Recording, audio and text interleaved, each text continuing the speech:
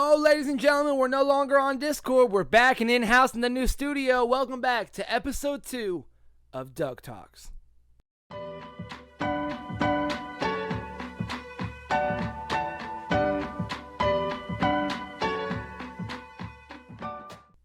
I'm your host, Doug McDowells, and next to me is a friend of the decade, my friend. Longtime buddy. Shouted me out one time on a radio show because his band was famous. That's my dog. The owner, the CEO of the LLC, EPL Creative. It is Mr. Greg. How are you doing, my friend? I'm doing good, my man. How about you? Dude, it's good. It's good to see you, buddy. It is an absolute, like, pleasure to have you in the studio, to hang out again, to just see two guys just, man, working hard at their dreams. I am beyond proud of you. You are the LLC owner, the CEO, if you will, of EPL Creative. What in the world is EPL? EPL, it stands for Ethos, Pathos, and Logos. Okay, sick. That's fucking awesome. The Greek words. Yeah. I fucks with it. Now, are you a graphic designer? Do you make logos? Or what are you specializing in? Okay, so the idea behind it is a rebranding company. So it could go anywhere from doing logo designs, poster designs, album art, any kind of, even signatures that you need done.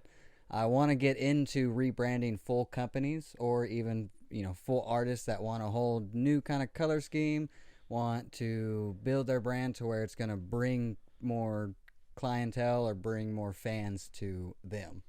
Okay, I fucks with it, man. That's amazing. We've already kind of did a little deal. You've already been working on some things for me. You've been dropping content quite a lot over the past few months. I've seen it. We've reached out. I'm very, very impressed. A lot of people give up about a month in, and you're like, nah, dude, I'm doing this shit. I commend you, truly, as someone that's working on their fucking dream. Just one man to another, buddy. Like, honestly, like, I'm glad the cameras are here, so it's cemented. But, like, I am very proud of you for, like, you wanting to continue something that makes you very happy. Man, you gonna tear me up right now. Man, I made Silva tear up on season 2. I gave him his flowers and let him know how important he was to me in high school, and all the, like, Silva was the sole reason I am sober today. After I OD'd a little bit, I hit rock bottom again and was ready to just keep going into struggle and be an addict, and Silva beat me till I didn't even want to look at his Xanax no more. And he was like, "You're fucking better than that. You're Doug. You're my dog. You're not gonna fucking do that." And I've always had that love and respect for him because he fucking deserves it. That's a very good friend of mine. Damn, man.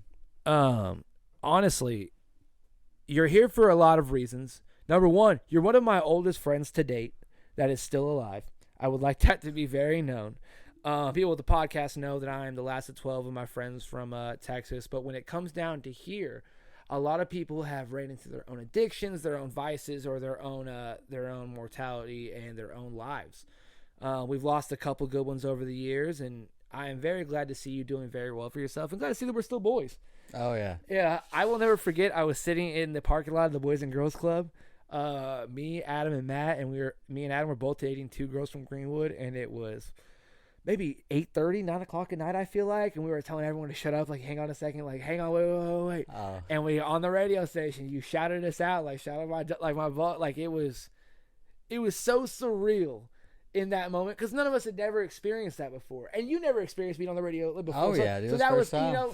The fact that you didn't forget about your homies is a testament to who you are. I really fucks with it, man. Like, that moment has always been with me, and has always been like, hey, that's my dog Greg. Hey, that's my boy Greg. He made hey shouted me out on the radio one time. That's my fucking boy.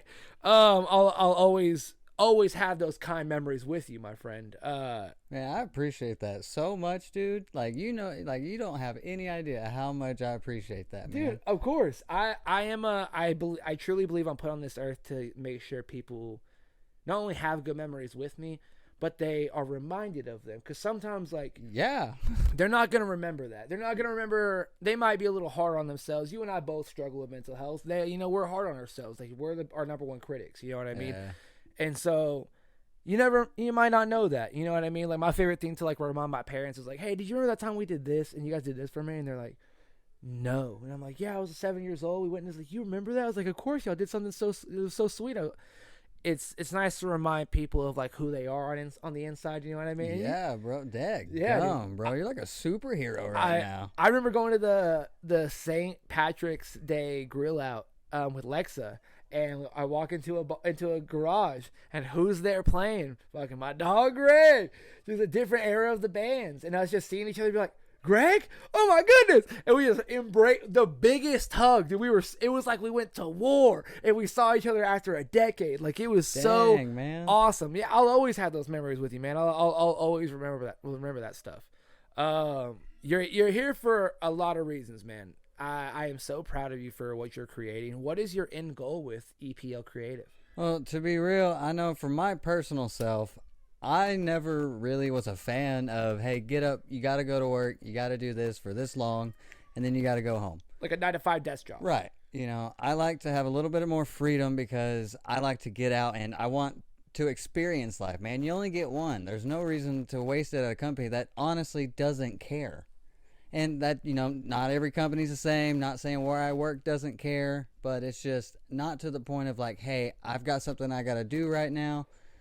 Don't hold it against me. You know, Right. If I run my own company, it's like, hey, I have some family matters to attend to. That comes first. Absolutely. Yeah, that's just like the main goal for me. And I know another thing is I want for me and my wife at the time, my wife basically, to not have to work. Like I don't want to see her work anymore. She Right. can if she wants. I want Not to because buy, you have to. right. Yes, you want to. Want to buy her freedom back. Yes, that's. People say a lot. I love to argue this because people say money doesn't buy happiness, and I don't fully believe that. I think the saying is wrong. Money doesn't buy happiness; it buys freedom. Yeah. Because like, if you and I were to go, like I went to Colorado a few years ago for a wedding, and I went to downtown Denver to go. Silva was there with his wife. Yeah. I was like, man, gotta see Silva. That's fucking. We're in Colorado. Gotta see my boy. We're in Denver. Oh yeah. Parking was like $35 for a spot, and I went, fuck. But now, I don't give a fuck. I'll go pay that $35 spot. Yeah. You know what I mean? Now I'm working to an extent, and I have a little bit of put back from music and podcasting. Where I'm like, I can afford a $35 parking spot for the whole day in downtown Denver. Like I don't got to worry about, fuck, I got to drive 8 blocks to go find this $15 one. It gives you that freedom, that relief. Oh yeah. It takes care of the you stress. that. Yes, 100%. So it kind of, in its own way, if you use it correctly, if you understand the actual needs of it, it can grant you a lot of fucking happiness. I wholeheartedly agree with you that it's like I want to make sure my old lady does not have to fucking work. Yeah. Like that's just how it is, man. That's how it was for my family. Like I used to want to work hard and make sure my old lady doesn't have to work. Yeah. Honestly. Do you want kids? To be real, Yeah, not really. that's okay. It's perfectly fine. Yeah. I think I'm starting to get around to wanting kids. Yeah. Um, It definitely comes and goes at times, but I'm not gonna lie, I'm a little too selfish. yeah, no, I understand. I'm 28, and I can confidently say in 28 years I have never once thought about having children until recently. That's cool to hear, though, man. You're a superhero, so you're gonna be a super dad. No, man, I am so terrified. I'm not even a father yet, nor am I trying at the moment. But I'm just like, that's scary that I'm like considering it. Hey, dude. I mean, that's the next step to growing up for you, for sure. No, dude, fuck That's that. cool as hell. I need to sell out arenas. Like I need to do a live show with Ray for the podcast. Like I need to have bigger artists. I can't do that with a kid right now. Yeah, just be smart about it. You good? Yeah, I got a comic book wall. I don't need children. Their bedroom will be the coolest shit ever. But Oh like, yeah. yeah, but like they can't. I'm gonna be jelly for sure. Like Oh, yeah. I'm gonna be so jealous of those kids. Yeah, like Ray is all of, I think they're called X figures. They're like DC figures, like okay. cartoon, like DC comics, and so Yeah. he'll get them for his daughter, and he'll buy like there's like 6 different variations of Batman out right now, and he has all 6, or like different. Dude. Like this is a penguin with like an umbrella, or this one didn't have an umbrella, or this one has a cane, and he'll buy all of them, and they're all still in really good condition, and he's like, dude, in like 5 years when she doesn't give a fuck about these anymore, those those are gonna go in my Christmas set. I was like, what? He's like, I'm gonna build a fucking Christmas Wonderland with just downtown Gotham on Christmas. And I was like, dude, that's so. He's like, Doug, I have Wayne Manor, I have the Batcave, I have buildings from Gotham in the X set. Like, oh my god. I was like, what? He goes, dude, I buy them for her all the time. Like family members, they tell them all buy these. It's like, Doug, they're not for her later on. They're for me. And then later on in life, I might sell them all, and maybe they'll take care of her college fund. And I was like, oh my god, smart man. Like, yeah, you know what I mean? Absolutely. Like, it's like I would love to collect the entire the Digimon VHS tapes. Like, I have 3 right now. I have the movie, and I have 2 different episodes from the first season. I'd love to collect them all, like just random shit like that. Yeah, dude, I know I want to start doing that for like Dragon Ball, because I remember growing up watching Dragon Ball and then Dragon Ball Z and then Dragon Ball Super now. Yeah. And I haven't seen Daima yet. I want to so bad. That was my next question. I've only seen one clip, and it was of Bulma yelling at Vegeta, and we talked about the quickest way to fold. Like, the biggest, listen to their wife moment. Mm-hmm. Whereas Vegeta won't let anyone else fight this gigantic monster. I couldn't tell you who they were. Goma, I believe it is. I think is like the third eye guy. I didn't even look at the monster. I was just listening. I was listening. And Bulma was yelling. I was like, Vegeta, if you don't let other people come in and try to fight, if you don't stop, I'm not going to take a bath with you ever again. And it froze on Vegeta's face. And the next, it went different shades of blue, yeah. And then he just shows him immediately just. It just flies and sits down. He goes, "Okay, you guys go have your fun." And it's just the biggest fold moment ever of just I'm gonna do what my wife says, no matter what. Oh, it's just that's amazing. I'm not gonna lie, I didn't see that. No, it just recently came out with the new season of Dialma. That's amazing. It's gone viral for that. It's just in Ray and I talked about this in our past Invincible episode that we just dropped, where Invincible, his mom is the key factor of why he was never evil, because in every other alternate universe, she always dies or he always kills her or something like that. Where this version of his mom is the reason why he's a good guy, and she's gone toe to toe with a 10 times stronger Superman with a mustache as her husband. She was like, "You're not gonna fucking talk to me that way." Yeah. So the fact that she's like that. It is the same level of oh yeah, damn, without Bulma, Vegeta would really just be an asshole. Vegeta would be a villain if it wasn't for Bulma. Damn, Bulma, those baths with Bulma really just calmed my boy down. Dude, a bath with your woman would calm you down no matter what. 100%. Oh my god, that's a dream. My dog gets it, dude. Oh, that's my fucking dog. Now, over the years, you have gone along with a lot of ventures over the years. What kind of stopped you with going through music, if you don't mind me asking? Because you've been through a couple of bands that I've seen progress through, whether they've died out or the band split up. What was your sole reason for stopping music? Well, honestly, man, I'd say it's a kind of a set of things. One, it's just getting older. Life stress kicks in, and I barely hang out with my friends anymore. Right. Outside of work and just home life stuff. Yeah. This is lucky enough to be friends at work. You know what I mean? Yeah. Oh yeah. Not saying I don't hang out with friends because I can't justify it, but it's just even the money that I use for gas. No, exactly. You got to think about every expense. To drive 15 minutes stresses me out. You got to think about every expense. I completely understand. That's how Ray and I justify seeing each other at least twice a week. It's we got we're filming, we're podcasting, but we're still shooting the shit. So it still balances out. You know what I mean? Yeah, dude. It's crazy how much just out of nowhere life goes, and you're just, that right there is one of the main reasons. The second reason, the band broke up. It happens. Being where we live, and the style of music I was into at that time, it was harder to find people to play with. Yes. And so it just kind of died out on its own. I do solo stuff, for entertainment. Let it be said, it was also hard to find band members that weren't fucking pedophiles or drug users. Hard drug users. You don't have to say it. I'll say it. All right. I went to the house shows. I remember the bands back then. I'll fucking say it. That half of them are in jail or prison, or they're, they're not around here because they're, they're on a list, Yeah. So fuck them. It was a little hard to choose your band members when you're like, fuck, I got to run a background check on everyone. You know what I mean? Yeah. It's this guy, we can't have this guy as our fucking lead singer. Why? He's really down for underage shows, and I don't fucking trust that. No, yeah, dude. It's just shit like that. It's especially in that scene back then. There's been absolute horror stories of the music scene. What kind of got you guys to that radio show, that radio spot. If you remember it all. If I'm gonna be honest with you, man, Yeah. I've smoked weed almost every single day for the past 12 years now. Occasional breaks. So to be real, I don't really remember. I know somebody in the band knew somebody that knew Jessica, which was the one that did the whole radio show at that time. But somehow we got in touch with her, and then somehow we got on the radio. So that's about all that's another thing that I've learned as an adult. Sorry, I'm trying to do two things. No, you're good. Is at that time, all I did was play music and be a stage performer. I didn't handle any logistics, and that's my biggest downfall at that time. Yeah. So I feel like now I'm learning to handle the logistics and be the, pretty fun time type stuff. October. Do you remember the band name? What band were you at the time? Oh yeah. At the time of the interview thing, it was called Masking Vanity. That's right. Hot damn, dude. We painted ourselves up like kids because we thought we were cool. It happens.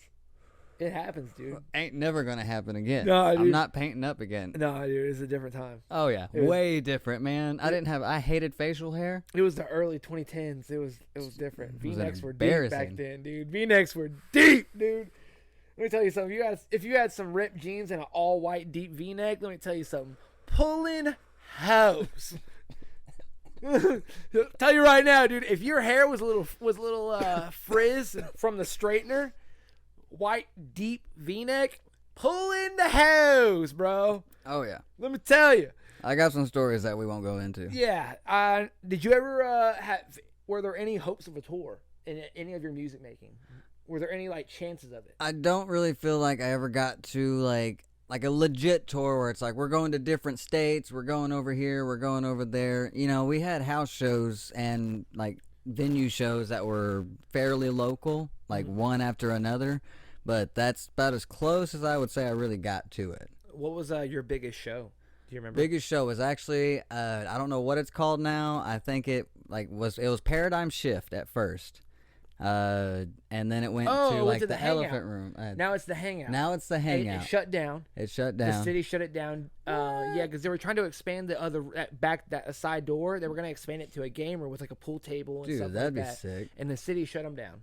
That's bogus. So they still own the spot, but that's just where Nick records music and stuff now. Okay, well, I mean, at least it's being used. But that was the biggest show. I think the capacity of that building, at least I think, was around 140, 150. It was. We had it, and I think it was the Christmas Chaos or Toys for Tots show or something like that. And it was 200 to 250 people. Both sets of doors were open. There was a crowd outside. The inside was full. And I believe the last song we did, I was unintentionally okay. I told one of my big friends, yo, dude, I'm going to lean back and play this solo while I'm standing on this box. Just hold me so I don't fall over. Some kind of Michael Jackson stuff while playing a solo. Yeah. He picked me up and pushed me backwards into the crowd. So I started crowd surfing, playing a solo, freaking out, dude, because I'm oh my God, they're gonna drop me. This is an $800 guitar, and I'm shaking. I'm gonna break my spine. Yeah. And this guitar. But dude, I feel like I handled it and kept it so I was in the zone. Everything was cool. I know there's a photo floating around there somewhere that looks really cool. I don't know where it's at. But, oh my God, that was probably the coolest and best moment of my music career. Oh, fuck yes, dude. That makes me so happy. Were there any, did you have any regrets with making music besides, truly? That I didn't actually do more. Like I said, I literally showed up, played music, and was a pretty face on stage. My stage performance was the best, not to be selfish or too cocky, but I climbed on speakers and jumped off, all that good stuff. But definitely all I did was play around and hang out with friends. I should have handled more logistics, kind of actually push for the management side of it. Yeah, understanding the whole numbers game behind it and how to generate more. Yeah, I understand the reason for doing stuff. Yeah, that's how it was during COVID. I got dumped, moved in with John, got laid off. then I think 2 days later the pandemic hit and you weren't allowed to leave anywhere. Oh yeah. So I was like, damn. And I had a half bottle of Jack in my system and made the song Goodbye. Where it's like, if you cry me a river, if you knew how I felt inside. And it went viral on TikTok. And I was so excited. It hit like 400,000 plays on Spotify. Woo! And I was like, this is fucking awesome. And I didn't capitalize any of it. I thought that was it, dude. I was you made it. That was it, dude. Next song I drop, doesn't even matter. I can drop it tomorrow. No one gives a fuck. No one gave a fuck. Oh, no one gave a fuck. I had meetings that I thought were fake that were real with label executives and things, A&R and things of that nature, and I pissed it all away. Oh man. And I've had really, really hard times trying to do that again and replicate it. It was pure numbers based off luck. Like, yeah, dude. It was like, I think a month after Juice WRLD passed. So like that style of music was like everyone was getting signed. Oh yeah, everyone was getting signed, dude. If you had a song about heartbreak and like a little bit of drugs and like dude, you were getting signed. If you had nail polish, you were getting signed, dude. It was that simple. You were over the face tats from SoundCloud and you were going into the sad boy stuff again, where it was like Lil Peep was about to pass, like Juice WRLD passed, like it was a problem. Oh yeah. God, I missed it. That could have been me. Hey man, I could have. You're gonna make that could have been me on a plane, dude. I could, whatever, dude. Anyway, you got this though, bro. One day, man. One day, I'll go out. Soon. One day, I'll make it. Yeah, very, very soon. Absolutely. Oh yeah, man. I want to ask you some fan questions that we have for season 3. Answer them as open and honestly as possible. Are you prepared? Sure. Okay, I'll take it. Number 1. Who was your cartoon crush growing up? Kim Possible, bro. Fucking A right, dude. Like, God. I understand. Bless. Who was your childhood crush non-cartoon? Oh my goodness, man. Non-cartoon. Famous person or not famous person? Famous person. Famous person. Okay, so famous person.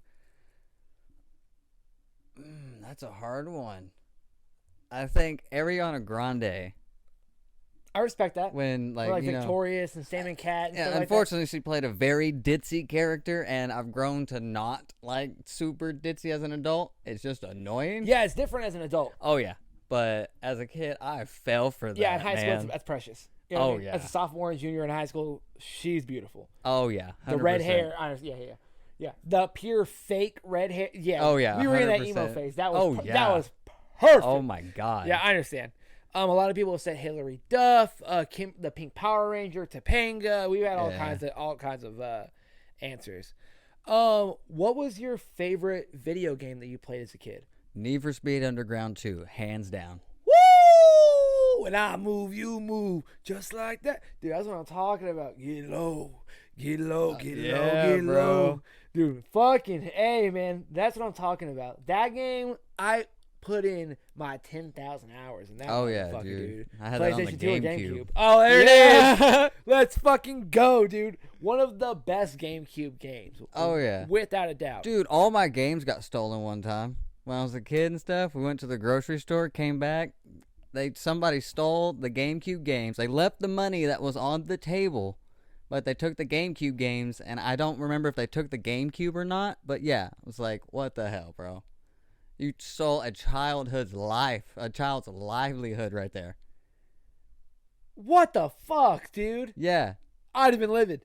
Dude, 100%. I was, for sure, even as a kid. If I find them to this day, they're buying me a new set of games. I'm fucking them up, dude. Oh, fuck, dude. That breaks my heart.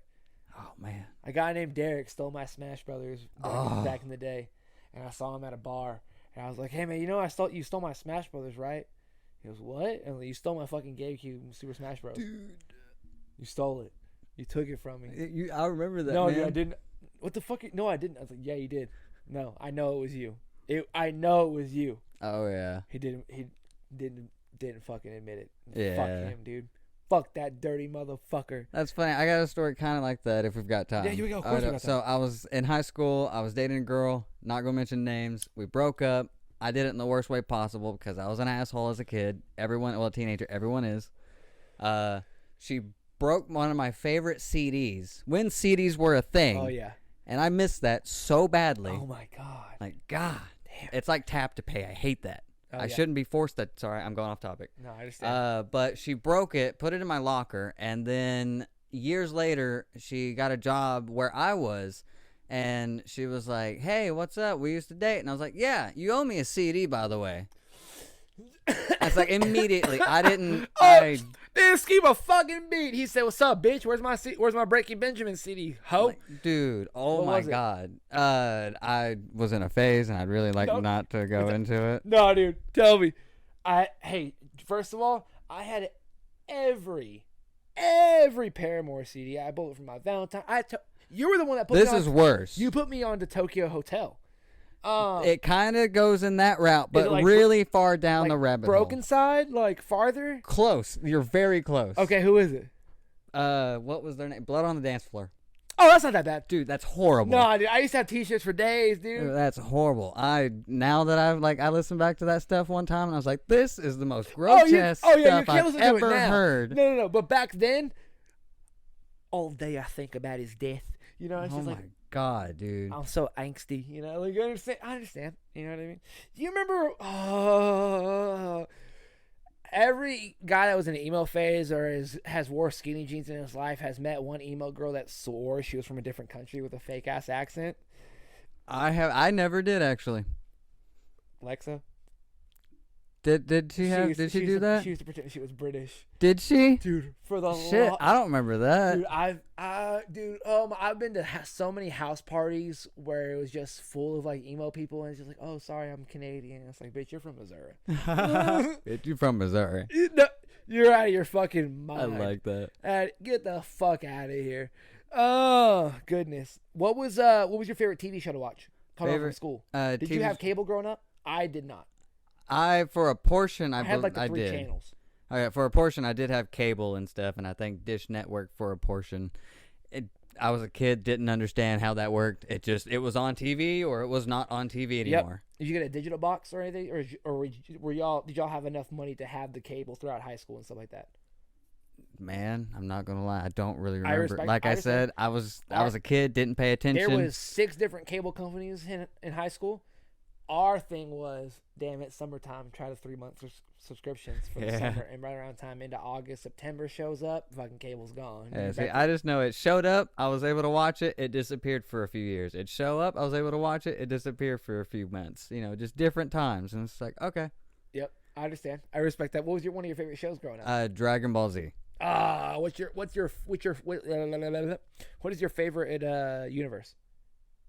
Like favorite timeline show, I guess. Is it Dragon Ball? Is it Dragon Ball Z? Oh, I is got it Kai? you. Honestly, as a kid, it was Z. Right now, I'm really into Super. Like, that stuff is super. I love it. I respect that.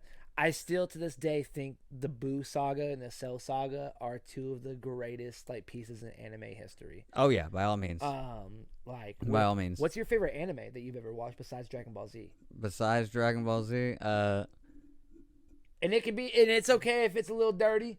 One of my favorite animes ever was Heaven's Lost Property, and I'm a big fan. I watched it in Japanese, and I was like, God damn! God damn! And then they made an American version, and the audio was even fucking dirtier. Oh my god! They didn't change anything visual-wise, but covered a little bit more. Yeah. And it was just as dirty. I was like, Jesus fuck, dude. The storyline was beautiful and great, and it was prolific. It was just this guy didn't want to fuck the angelic androids with gigantic titties and fat asses. But everyone around him did, and they never fucked. There was never no sex scenes or anything like that. But he just had a heart of gold that wanted to make sure they were okay and take care. And I was just like, "Fuck yeah, dude! It's not dirty. That's amazing. It's not dirty." One off the wall one that I watched was Chrono Trigger. I enjoyed that shit. I binged the both seasons overnight. And then there's one, and it sounds weird, a mafia boss that quits being a mafia boss and learns how to be a house husband, but is an expert already at house husband stuff. So yes, I've seen the clips of that online randomly, of the memes of him just what would you do if your wife made $30 million a year or something like that? And it's just him doing. him with the slick glasses and him doing like, it was like an assassin, and then just him doing house shit in an apron. Yeah, but he's also like legit information. Yeah, like, yeah. This would help you take care of yourself. 100%. Let alone a wife, just yourself. Yeah. Fun fact, I don't care about admitting this. I didn't know until I was 21 that when you want to mop a floor, hey bud, you want to use hot water. Yeah, not cold. Yeah. I didn't know that. Hey man, hey, I we didn't have carpet my entire life. Fuck, I look like mopping floors. I'm gonna get my ass. We rent, motherfucker. The fuck you mopping the carpet? Can't get our deposit that we definitely didn't pay back because it was a friend of the friend, so they got us the house for rent.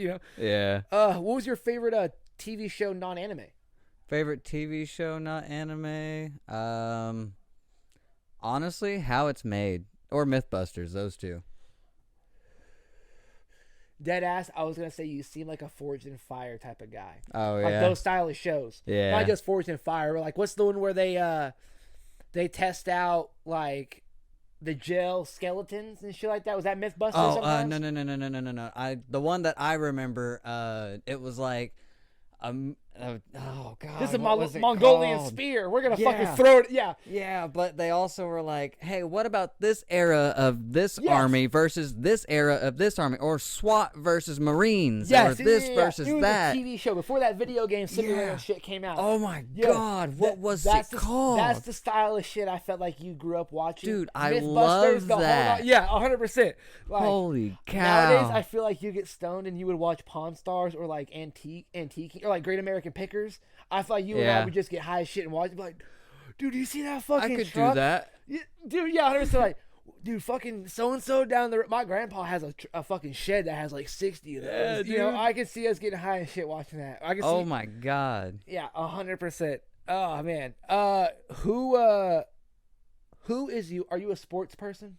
No, I'm not watching it. I skate, but other than that, not watching it. Even better. Who is the GOAT skater? There's like 3 appropriate answers I'll give you. Okay, so obviously, Rodney Mullen is like the best person fucking ever. Right. Tony Hawk. There you go. And then the one that I see the most in the media, not saying he's my favorite, but the one I see the most is Nigel Houston? Yeah. Okay. I respect that. I will give you that 1,000%. Nigel is one of the top 10 greatest skaters of all time. Bucky Lasky.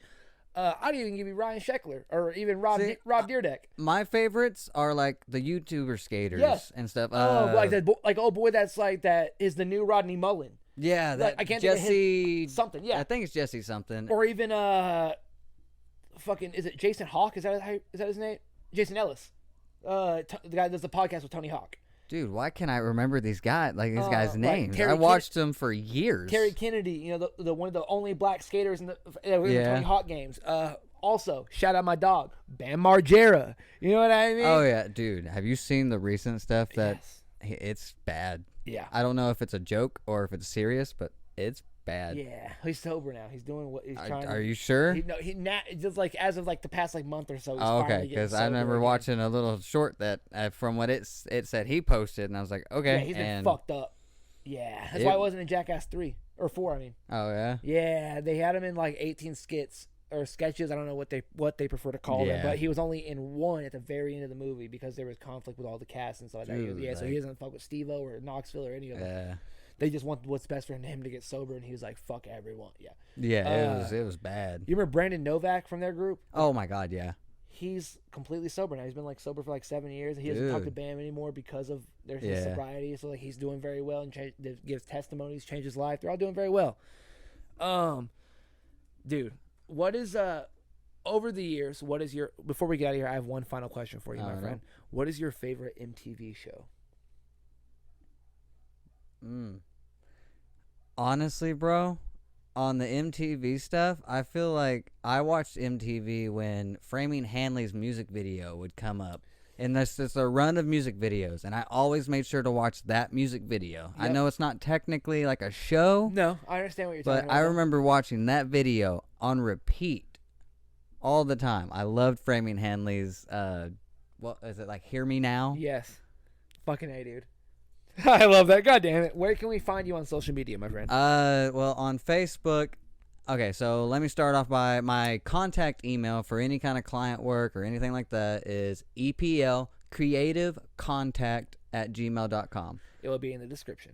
My Facebook, I'm old and I haven't learned how to change a page's name. Okay. I can't figure it out. I've tried and tried and tried. So it's called Greg's Gallery. That's fine. Eventually it'll be EPL Creative. But at the moment, it's Greg's Gallery. Right. And will also be in description. Yeah, and then Instagram, EPL Creative, LinkedIn, EPL Creative. Perfect.